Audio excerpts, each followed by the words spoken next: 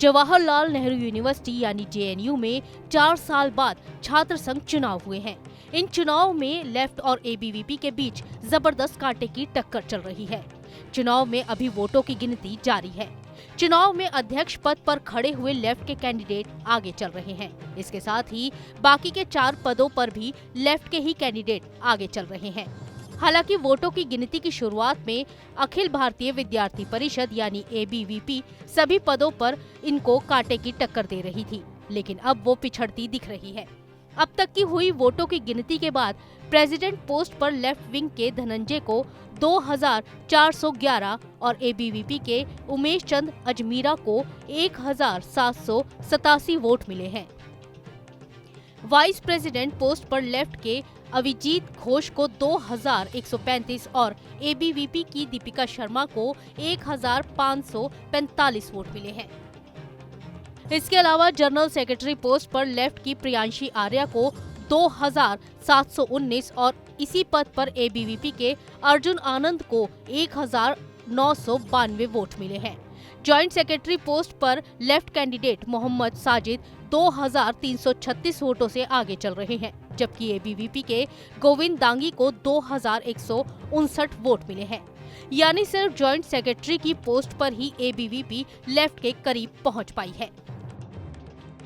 JNU में हुए छात्र संघ चुनाव में इस बार लेफ्ट की 3 पार्टियां एक साथ मैदान में उतरी हैं।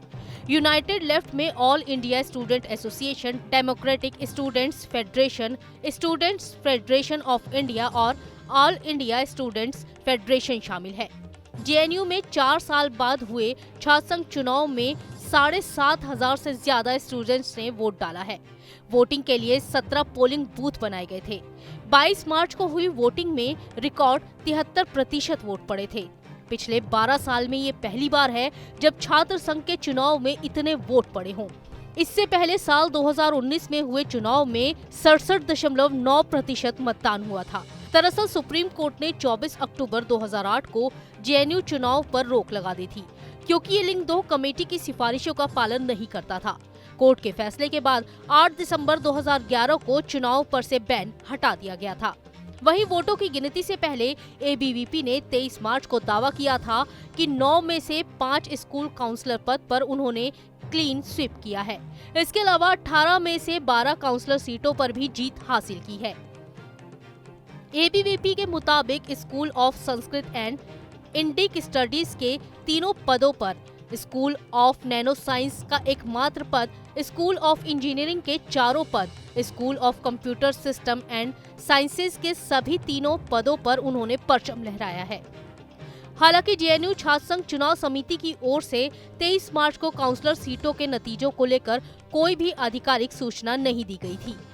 चुनाव के केंद्रीय पैनल के लिए टोटल 19 उम्मीदवार मैदान में है। केंद्रीय पैनल में अध्यक्ष, उपाध्यक्ष, संयुक्त सचिव और महासचिव शामिल है। स्कूल काउंसलर के लिए 42 लोग किस्मत आजमा रहे हैं और वहीं अध्यक्ष पद के लिए 8 उम्मीदवारों के बीच मुकाबला है।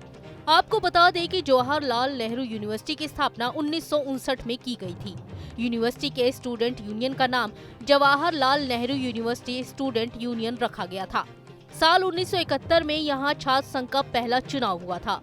चुनाव के लिए स्टूडेंट्स के जरिए तैयार किए गए संविधान का पालन किया जाता है और स्टूडेंट की ही बनाई गई इलेक्शन कमेटी के माध्यम से चुनाव आयोजित किए जाते हैं। दरअसल जेएनयू की स्थापना के बाद से ही वहाँ लेफ्ट विंग छात्र संगठनों का दबदबा रहा है।